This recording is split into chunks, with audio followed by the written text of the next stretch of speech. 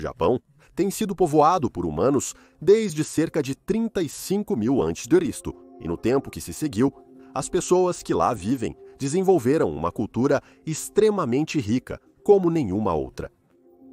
Esta bela cadeia de ilhas tem uma história profunda e muitas vezes violenta associada a ela, desde os dias dos senhores feudais até o início da Segunda Guerra Mundial, e toda essa história pode ser rastreada até o surgimento do povo Jomon por volta de 14.000 a.C., a primeira verdadeira cultura histórica das ilhas japonesas.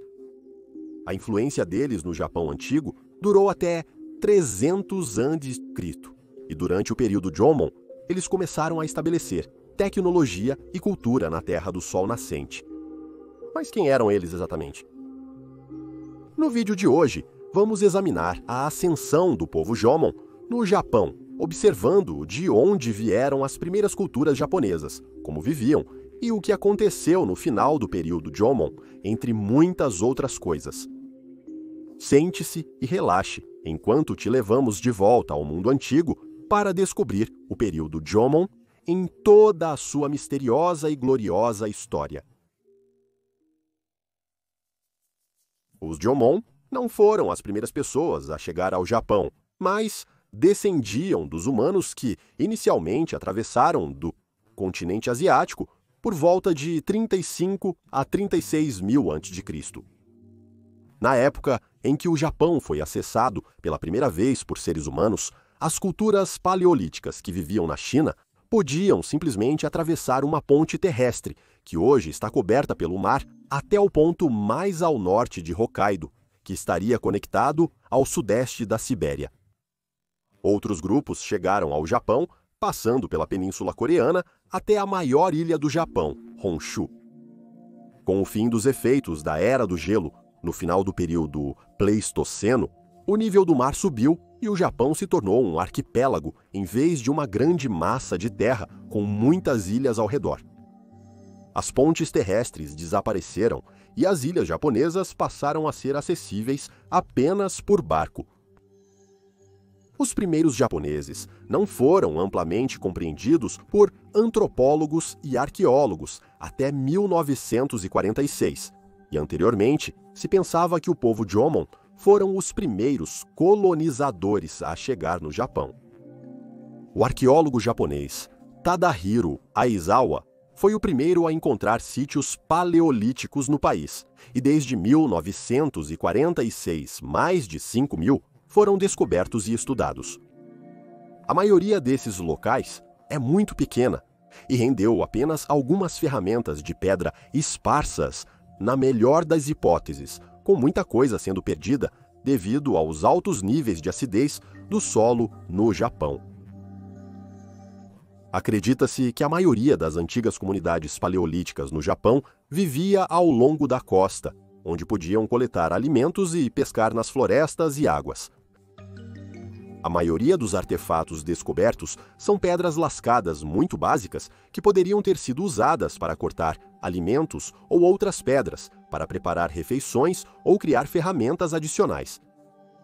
Algumas das primeiras pedras polidas do planeta podem ser encontradas nessas culturas. No entanto, é desconhecido por que os japoneses pré-históricos as criaram tão à frente de seu tempo.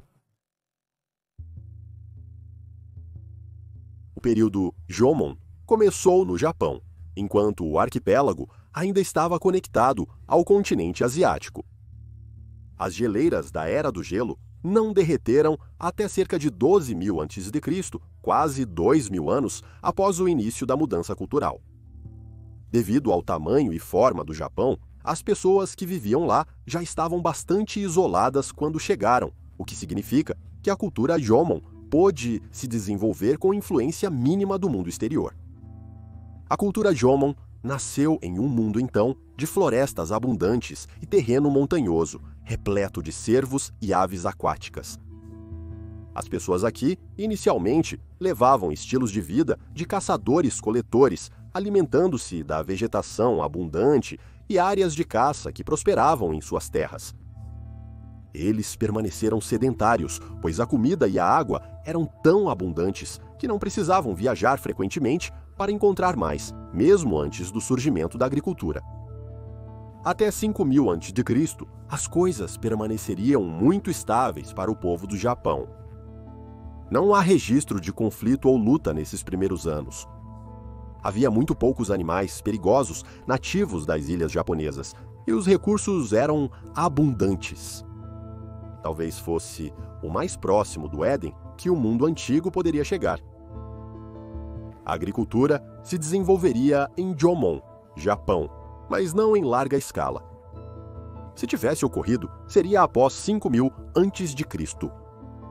Na verdade, alguns arqueólogos e historiadores não acreditam que a cultura Jomon deu origem à agricultura e à pecuária, e que isso aconteceu no período Kofun subsequente. O que sabemos é que a população japonesa logo explodiu em abundância, e as pessoas dessa época se estabeleceram em aldeias maiores para viver em comunidades, em vez de pequenos grupos. Essas pessoas produziam cerâmica, indicando que permaneciam no mesmo lugar por longos períodos de tempo, o que daria origem a uma cultura artística florescente no próximo período Jomon Médio. O período Jomon Médio começou por volta de 3520 a.C. e é caracterizado pelas obras de arte intrincadas, como esculturas, vasos e entalhes em madeira produzidos por essas pessoas antigas. Por volta da mesma época, a arquitetura Jomon mudou, com as primeiras casas de poço japonesas se tornando mais complexas e intrincadas em seu design. Esta seção do período Jomon durou até cerca de 2470 a.C., quando entramos no período Jomon tardio. Aqui, o clima começou a esfriar significativamente e a população do Japão parece ter reduzido como resultado. Os sítios arqueológicos do Japão Jomon são escassos após 1500 a.C. e começamos a ver um influxo de cultura e tecnologia da Ásia continental, especificamente da Península Coreana por volta de 900 a.C. em diante. O povo Jomon persistiria como os antepassados dos modernos japoneses, mas passariam por muitas mudanças culturais antes de chegarem onde estão hoje. A cultura Jomon foi eventualmente sucedida pelas culturas Okhotsuki e Zoku-Jomon na ilha de Hokkaido e pela cultura Yayoi fora de Hokkaido. Principais sítios arqueológicos de cerca de 300 a.C., o fim do período Jomon, foram encontrados perto da capital moderna de Tóquio, que mostram uma clara mudança na cultura dentro dessas antigas ilhas. Por volta do final do período Jomon, a população experimentou um declínio acentuado mais uma vez, que pode ter sido causado pelo início de escassez de alimentos. Isso não parece ser em todo o Japão, no entanto, e a população conseguiu se recuperar à medida que o tempo avançava para períodos culturais posteriores. A cultura Jomon é mais conhecida por uma coisa: seu excelente artesanato criativo de esculturas e outras obras de arte. Mais intimamente associadas à cultura Jomon estão as incríveis esculturas Dogu, um termo que se traduz em figura de barro em inglês. Essas figuras são inconfundíveis em seu estilo e confecção.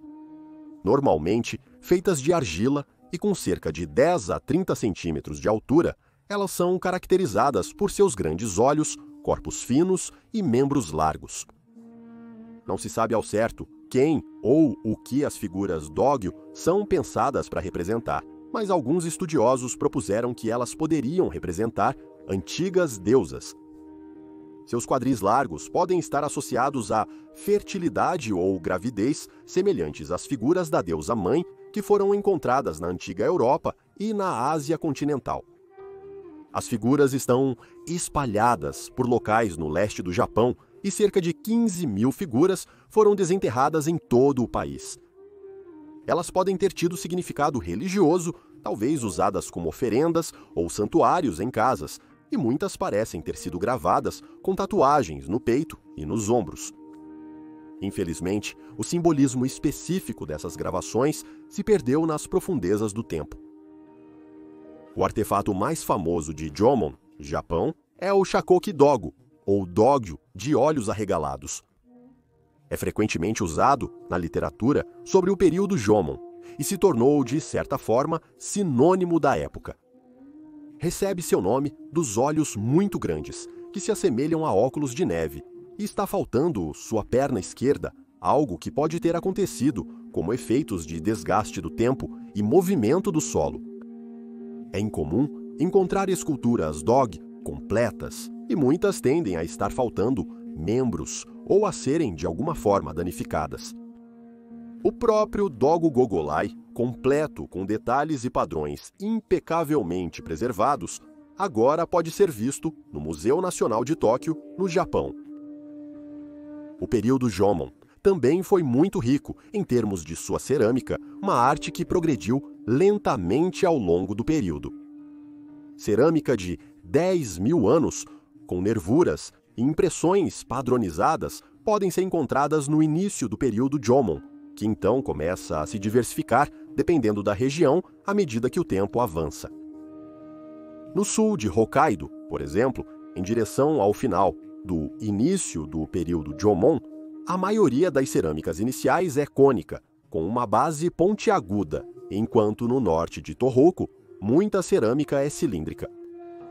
No período Jomon médio, a cerâmica se tornou muito mais intrincadamente projetada, com padrões diversos e criativos gravados nas bordas de recipientes e vasos.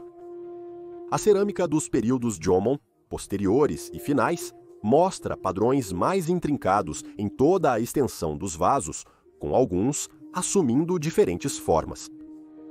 Estruturas semelhantes a bules foram criadas com bicos para despejar, bem como recipientes de diversos tamanhos para conter diferentes itens. Há poucas evidências de que o povo Jomon praticava a agricultura em larga escala. Alguns estudiosos afirmam que isso pode ter ocorrido, mas faltam evidências substanciais. Como tal, o povo Jomon parece ter sido principalmente caçadores-coletores, subsistindo da riqueza de nutrição disponível da terra e do mar ao redor de suas casas. Sabemos que o povo Jomon comia nozes em larga escala e coletava e preparava muitos tipos diferentes. As castanhas, por exemplo, parecem ter sido as favoritas, pois podem ser comidas cruas, sem a necessidade de cozinhar ou prepará-las de alguma forma primeiro. Outras fontes de alimento, como as castanhas de cavalo japonesas, eram primeiro preparadas em água para remover o gosto amargo inicial, e locais onde esse processamento ocorreu foram descobertos. O povo do Antigo Japão também parece ter procurado cogumelos selvagens e vegetais de raiz, moendo e picando seus alimentos com ferramentas de pedra básicas e pratos de esmagamento planos. Grande parte da culinária japonesa moderna gira em torno de frutos do mar, e no período Jomon não era diferente. Muitas comunidades Jomon se estabeleceram às margens de rios ou, mais comumente, nas costas entre ilhas. Os mares, intocados pela pesca humana anteriormente, forneciam fontes abundantes de peixes e mariscos que forneciam proteínas para a dieta Jomon. Foram encontrados anzóis e pontas de arpão, o que indica que eles eram capazes de capturar peixes particularmente grandes que talvez pudessem alimentar uma pequena comunidade. Ao pescar com linha, o povo Jomon pode ter adicionado pesos de pedra aos seus anzóis para pegar também peixes menores que vivem no fundo. O interior do Japão também se mostrou abundante para a caça, e os Jomon parecem ter tido um bom entendimento de como perseguir e matar os veados e javalis que eram particularmente abundantes nas áreas selvagens do Japão. Enquanto alguns caçadores preferiam capturar presas usando arco e flecha, outros cavavam fossos nos quais um animal cairia. Os caçadores podiam retornar ao fosso periodicamente, matando o animal preso dentro antes de removê-lo e selar novamente o fosso para a próxima presa entrar. Algumas comunidades são conhecidas por terem domesticado e treinado cães para ajudá-los na caça, o que teria sido útil na perseguição de animais rápidos, como veados, através do terreno montanhoso e densas florestas de bambu. A carne era abatida de volta nos assentamentos Jomon usando raspadores e facas, restos dos quais foram encontrados em massa em sítios arqueológicos. Embora o povo Jomon possa não ter se envolvido em práticas agrícolas generalizadas, eles se estabeleceram e construíram casas. Além disso, à medida que o período Jomon avançava, esses assentamentos se tornavam maiores, lugares comunitários quase semelhantes a mini-vilas. A maioria das moradias ocupadas pelos Jomon são casas de buraco, que foram escavadas no chão e cercadas por paredes básicas de argila ou pedra e telhados de palha. Comida e pertences também podiam ser armazenados nesses edifícios, mantendo-os seguros dos elementos quando o tempo estava ruim, e eles proporcionavam um abrigo muito maior do que as tendas animais básicas vistas em partes da Europa. Enquanto as figuras Dogo potencialmente dão aos arqueólogos uma breve janela para as crenças religiosas dos antigos povos do Japão, o fato de essas pessoas enterrarem seus mortos com bens de sepultura indica que a espiritualidade era complexa e difundida nesta cultura. Quando alguém em uma comunidade falecia, rituais e cerimônias se seguiam. A pessoa era tipicamente enterrada, junto com outras que já haviam falecido, e uma ampla gama de itens era sepultada com elas. Figuras Dogo, tábuas de argila, cerâmica e ossos de animais foram todos encontrados em túmulos que remontam ao período Jomon, que podem ter sido oferendas para ajudar a conduzir uma pessoa para a vida após a morte. Os túmulos de adultos geralmente eram alinhados em fileiras dentro dos assentamentos e tendiam a ser situados longe de uma aldeia à medida que o tempo avançava e as crenças se desenvolviam. Crianças que, infelizmente, faleceram prematuramente eram frequentemente enterradas dentro de grandes construções de cerâmica semelhantes a caixões que podem ter tido algum simbolismo espiritual. Além das figuras Dogo, construções que parecem ter tido um significado religioso específico foram desenterradas de sítios arqueológicos Jomon. Entre eles estão figuras de madeira que se assemelham a animais e pessoas, assim como círculos básicos de pedra. Esses círculos de pedra não eram as dobradiças ou estruturas megalíticas que vemos na antiga Europa, mas eram grandes, padrões organizados de pedras menores espalhadas por uma área, que podem ter sido locais rituais importantes para o antigo povo do Japão. Ao contrário de várias culturas antigas, o povo Jomon não desapareceu, mas sim adaptou sua cultura para as religiões, designs e artesanatos japoneses históricos que conhecemos hoje. A natureza parece ter chegado definitivamente no Japão há pouco mais de 2.000 anos, e o arroz se tornou a cultura mais comumente cultivada em terraços ou arrozais no campo. Isso sinalizou o início do período Yayoi em grande parte do arquipélago, quando um lento declínio na caça e coleta foi compensado pela chegada da agricultura e domesticação em muitas regiões. Além disso, a influência cultural da Península Coreana e regiões asiáticas continentais como a China começou a chegar ao Japão pelo mar. Quando chegou o início do período Jomon, as primeiras civilizações chinesas estavam em pleno andamento, com a dinastia Yin sendo estabelecida ao seu final. Logo depois, Qin Shi Huang unificaria a China e as trocas culturais entre o continente e o Japão prosperariam. O período Yayoi, então, representaria as idades do bronze e do ferro do Japão, com estilos distintos de cerâmica, com influências do continente se tornando aparentes em locais ao redor da moderna Tóquio. À medida que a agricultura prosperava, também começavam os assentamentos em larga escala e logo uma classe social hierárquica se desenvolveu onde aqueles com mais governavam sobre aqueles com menos. Foi logo amplamente utilizado em todo o país como um material de construção mais resistente que chegou via China. Na verdade, as primeiras fontes de escrita da China mencionam uma terra conhecida como Wo ou Wa, que pode ser o nome mais antigo do Japão no registro histórico. Eles descrevem o Japão durante o final do período Jomon e o início do período Yayoi como uma terra repleta de tribos dispersas.